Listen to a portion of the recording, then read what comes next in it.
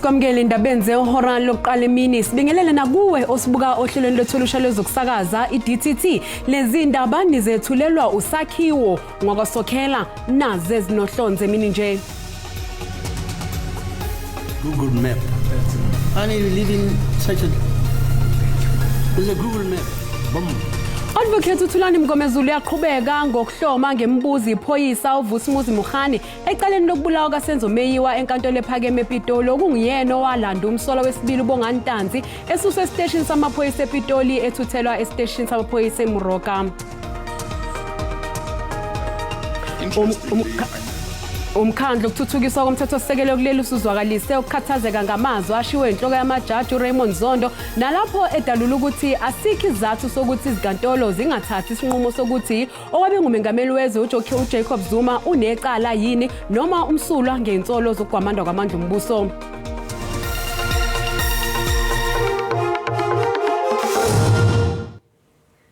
Ummeli wabamangalelwa ababili ecaleni lokubulawa kaSenzo Meyiwa uadvocate uThulani Mngomezulu uyaqhubeka ngokuhloma ngembuzi iphoyisa uVusumuzi Mukhane enkantolo ephakeme ePitoli okungiyena owalanda umsola wesibili wecala uBongani Ntanzi esuswa estation samaphoyisa ePitoli ethuthelwe estation saseMoroka. Umsola uNtanzi watshela ummeli wakhe ukuthi endleleni amaphoyisa amshaya kanzima emphoqelela ukuthi avume icala lokubulawa kaSenzo Meyiwa ngo-2014.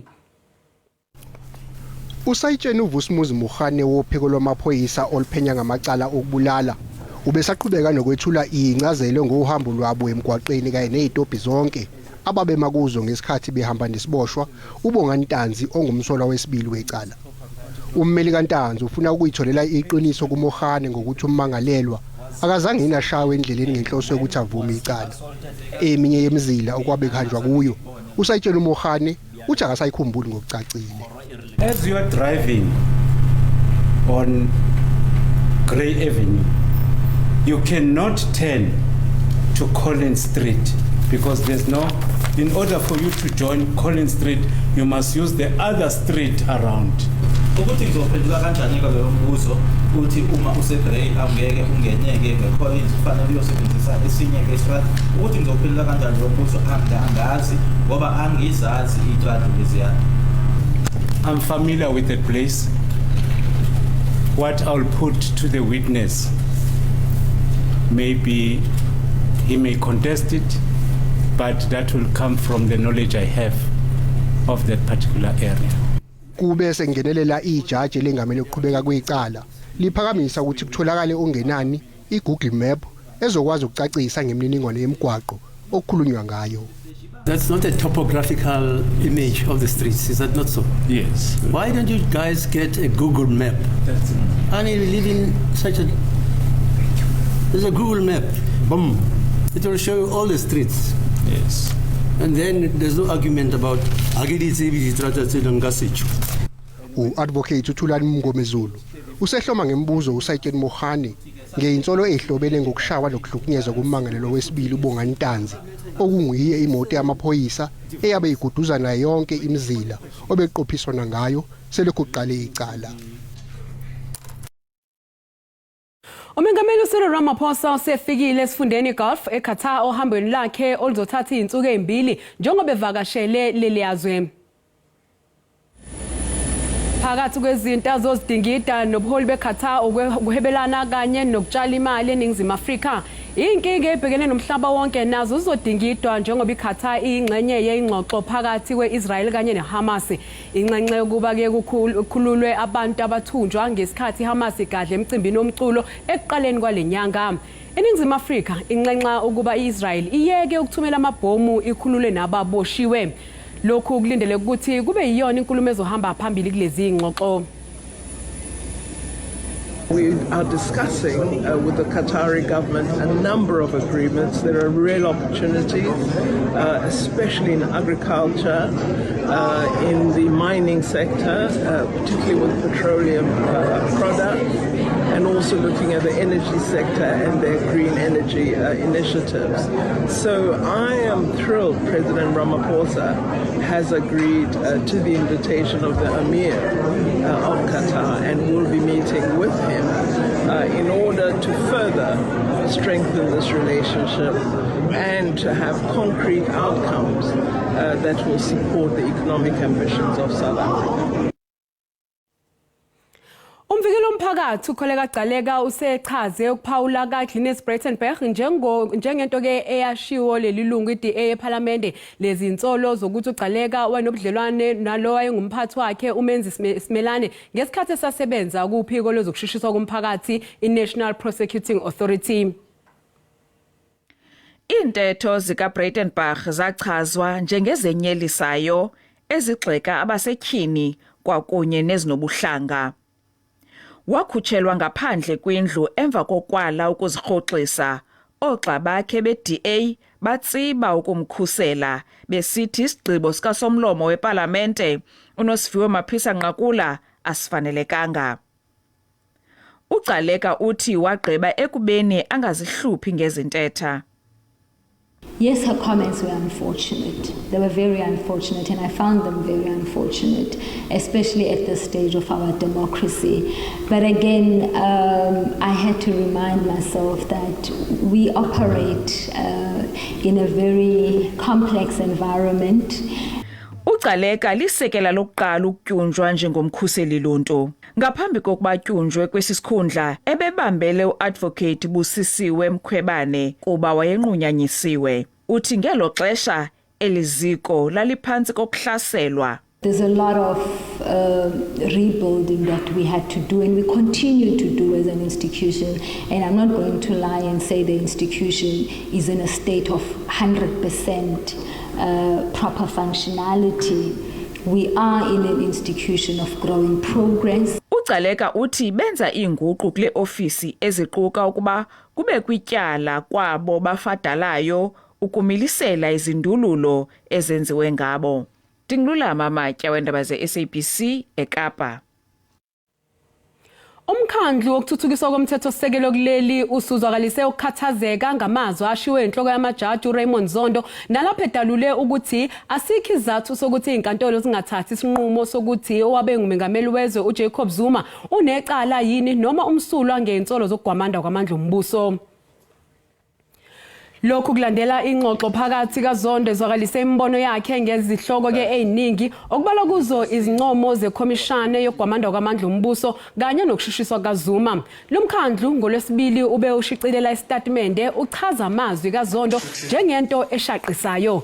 Lesigungu siphinde sazwakalisa ukukhathazeka kwaso mayelana nokushiwo uZondo malungana nokuqulwa kwecala lenkohlakalo elibhekene noZuma kanye nokushushiswa kwakhe njengoba uZondo ehlongoza ukuthi uZuma angahlahlomule ngokuzayo ekhoxisweni kwesigwebo sakhe. These sorts of comments are quite serious, coming from the head of the judiciary, and that for us is concerning. Because it does go over the line of what is acceptable speech by judges. If justice has public engagement, he must exercise restraint and answer the questions or address the points that he can, both as allowed by the Judicial Code of Ethics and by his own sense of what is proper for a judge to speak about in public. Mbukeli sathi qhu etolo kanti masibuya sizokuphathela udaba oluthi. Today the Electoral Commission declares its readiness to conduct a general registration weekend as part of the program for the preparations of the 2024 national and provincial elections. So all of them are Ikhomishana ezokhetha ezimele kuleli IEC ithi zonke inhlelo zayo zimngomumo ukwengamela umbhidlango wokubhalisa kwabavoti kulempela sonto esibheke kuyo.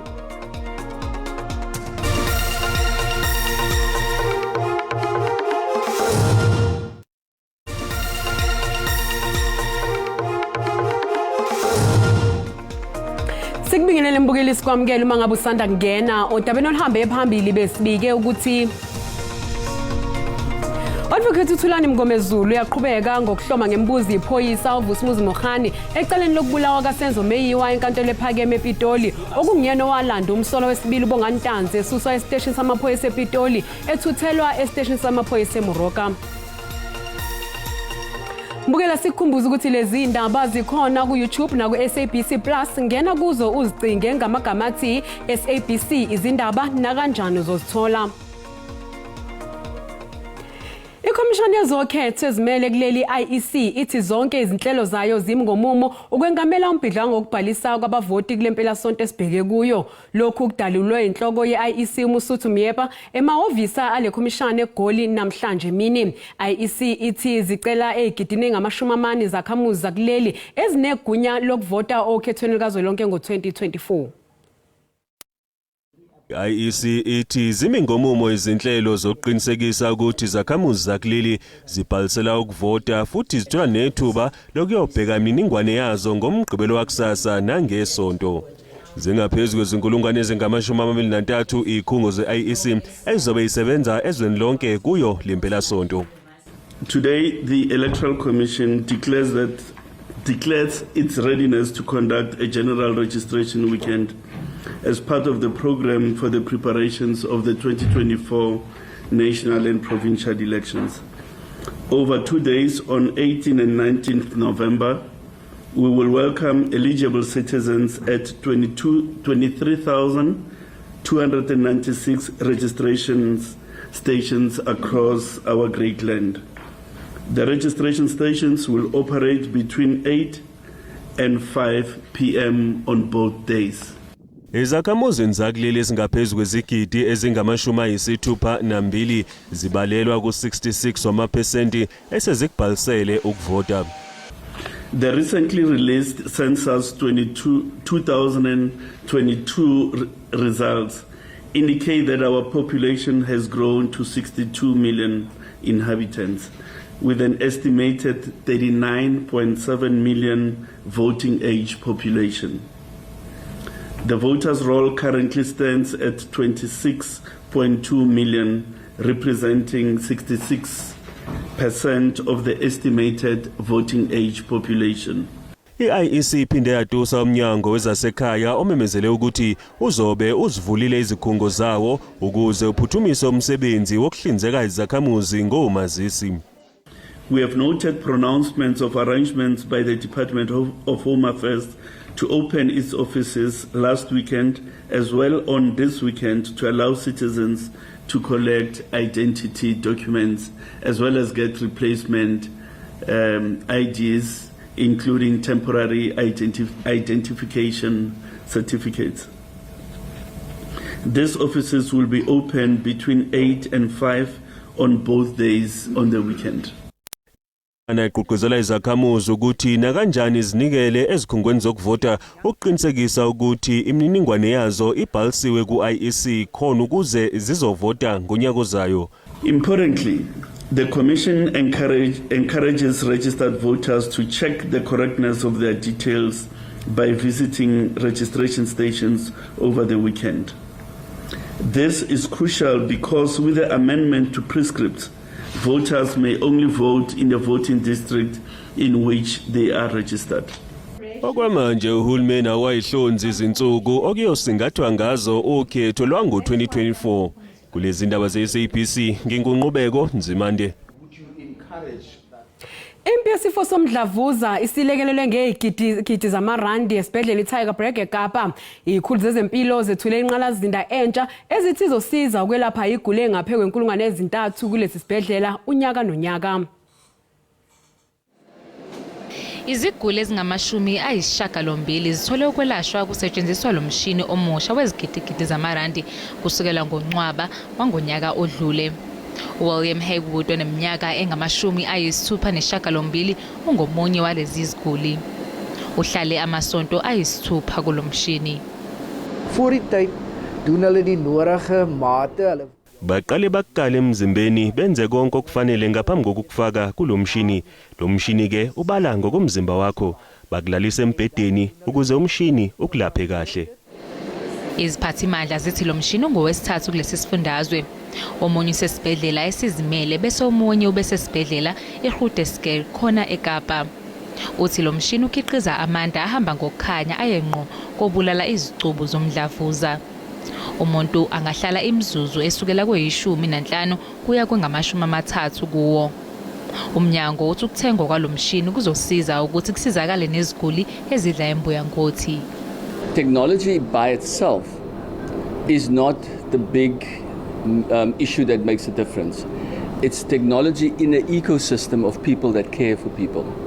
So understanding what we want to do, and the basic thing of what we do here is to give cancer patients the best possible chance for quality of life and for recovery. Odokotela abasebenza ngale mshini bathi usulaphe imidlavuza ehlukene nokubalwa phakathi owesibeletho, izinso kanjalo nowengqondo. Bathi banethemba lokuthi uzosetshenziselwa ukwelapha umdlavuza wamabele ngokusheshsha. This machine, like the other machines that we also have, enables us to target the tumors in a very specific way, because not all tumors are a perfect square or a perfect circle. Haywood uthi manje usezokwazi ukuqhubeka kahle nalokho athanda ukwenza okungukutshala ngaphandle kokuzwa izindawo ezibuhlungu emzimbeni wakhe. Incwadi ebhalelwe ikomidi lasePhalamende elibhekele ezemidlalo, ubuciko namasiko iveze inkohlakalo, ubandlululo bobuhlanga kanye nokuqasha ngobuhlobo esikhungweni esigcina amagugu eFreedom Park ePitoli. Isisebenzi zaseFreedom Park zithukuthele ziganunwabo ngendlela isikhungo esigcina amagugu esiphethwe ngayo. Bafuna ikomidi elibhekele ezobuciko namasiko lingenelela ukubhekana nalemgilingwane yaseFreedom Park. Zisola isikhulu esiphezulu uJay Mufumadi ngokuthenga imoto kaNokusho kanokuqasha isihlobo ukuthi kube umshayeli wayo. Ziphinde zimsole ngokuqasha isikhulu esibhekelela imali okubeka ukuthi sasebenzisa imali engaphezulu kwesigidi eziyikhombisa zamarandi zesabelo mali. Nepotism was quite very rife in that a certain ethnic group was given unfair advantages of being appointed at Freedom Park, and mostly it was vendors who got privilege. Ngisho noma umbiko kamcwaningi emabhuku wathola ukuthi kunezinto ezingahambisani nomthetho iPublic Finance Management Act, kodwa umnyango wezobuciko namasiko uyanqaba ukungenelela kulolu daba. Kodwa ukhomba zonke izikhalo ukuthi zibhekise esikhulwini esiphezulu seFreedom Park. Ngesikhathi ikomiti lezobuciko namasiko livakashele lapha lithole isikhungo ukuthi asinakiwe. The park was much neglected, with fountains and lights not working and even broken mirrors in the bathrooms. Afterwards, I was able to expose, with the help of the whistleblowers, that 20 million rand of furniture was unaccounted for. Izisebenzi zithi unganakwa lesikhungo kutshengisa ngokusobala ukuthi umnyango awunandaba nokwenza keFreedom Park. Isisebenzi zisola inyunyana yesisebenzi inahawu ngokusebenzisana nesikhulu salesikhungo. iFreedom Park inqabile ukuphawula. Izinga labantu abangasebenzi eNingizimu Afrika lehle kancane ngekota yesithathu, kanti inombolo ze-Stats SA zikhomba ukuthi zenyukile inombolo zabantu abaqashiwe. Umbiko wakamuva uveza ukuthi iningi lamathuba emisebenzi asemthethweni avela ezimbonini zokwakha kanye nezolimo, kusenjalo abanye balahlekelwe imisebenzi ezimbonini zokukhiqiza kanye nezasezimayini ngenxa yezimo ezahlukene. In the second quarter 2023, we're sitting at 16.3 million people employed. Now we are sitting at 16.7 million, indicating that we are seeing recovery from pre-COVID times. I mean, a post-COVID recovery. That is what we are seeing. Ongoti bezomnotho bathi lesi sibalo sikhombisa ukuthi kuzoba nomehluko ezimakethe, izomnotho wakuleli usabhekene nenselele yokungasimami. It's consensus expectation that the economy should recover in terms of growth. We're expecting 1.1% next year, rising to around 1.7 by 2025 and 1.8 by 2026. But all of this is premised also on the global economy, as well as on how South Africa sort out the issues of infrastructure inefficiencies, particularly load shedding, as well as inefficiencies in ports and rail. But despite that, what we are seeing in terms of the labor market is that it has actually shown incredible resilience. As I have indicated, that 2.5 million jobs created over the past 8 quarters, despite economic weakness. I think that is to be appreciated in this kind of economic environment. Ikhosathu ithi izinga eliphezulu labantu abangasebenzi lingozi kakhulu kuleli. These unemployment levels must pose the greatest threat to our emerging democracy.